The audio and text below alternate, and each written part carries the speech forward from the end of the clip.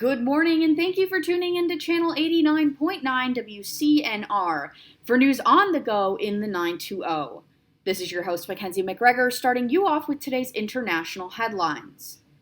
No casualties as shell hits U.S. base in Iraq. In Baghdad, a mortar shell slammed into an airbase hosting U.S. troops in northern Iraq late Thursday, causing no casualties, two Iraqi security officials said. The shell struck the K-1 Iraqi military airbase in Kirkuk province, according to the security sources who spoke on condition of anonymity because they were not authorized to brief the media. They provided no additional details. Swinging on over to news in the States, Iowa care home is accused of human experiments. In Des Moines, the U.S. Justice Department has found a state-run care center for people with intellectual disabilities has likely violated the constitutional rights of residents by subjecting them to human experiments, some of which were deemed dangerous by federal investigators.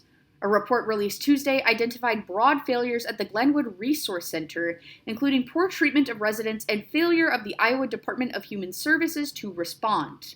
The report said breakdowns in quality of physical health care exposed residents to harm and serious risk. Iowa has been deliberately indifferent to those breakdowns and the risks they pose. Glenwood frequently leaves residents at risk of harm and death by ignoring changes in condition outright or by adopting a clinically unjustified wait-and-see approach, the report said.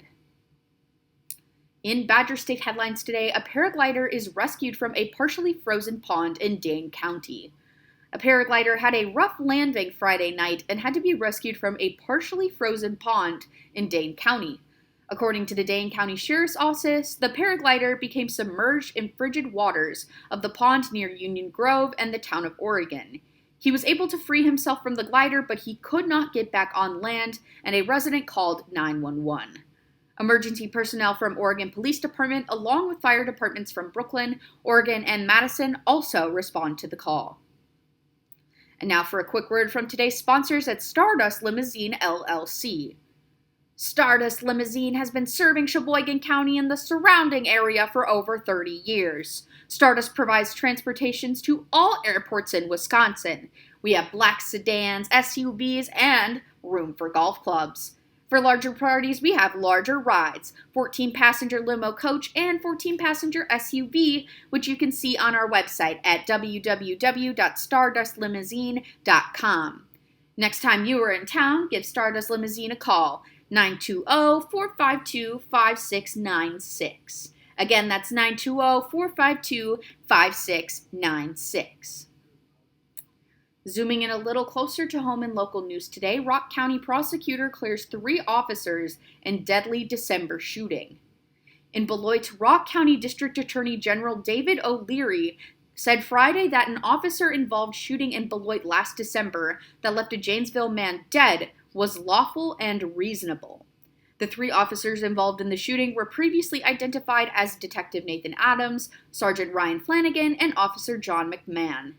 O'Leary said the investigation found Penning had pointed his gun, which had been stolen in 2019, at Adams and Flanagan, though he apparently never fired at the officers.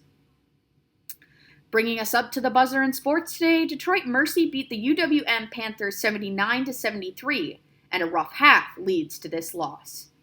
It was a tale of 2 halves for UW Milwaukee on Friday. The Panthers built a 16-point lead late in the first half, but struggled in the second 20 minutes and fell to the Detroit Mercy 79-73.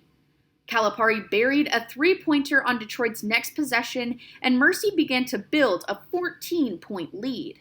The Panthers surged back in an 11-0 run late, cutting the gap from 75-73 with 38 seconds left, but UWM missed its last 4 shots. And now finishing us off with our winter weather forecast. On Saturday, we're going to see highs of 23 degrees and lows of 13 degrees coming into the night, with a 17% chance of precipitation and winds coming in as high as 6 miles per hour. On Sunday, we're going to see highs of 30 degrees and lows of 28 degrees, with mixed snow showers coming in the late afternoon. On Sunday, we're going to see highs of 36 degrees and lows around 1 degree, so make sure we're bundling out there. Thank you again for tuning into Channel 89.9 WCNR for news on the go in the 920. This is your host, Mackenzie McGregor, signing off.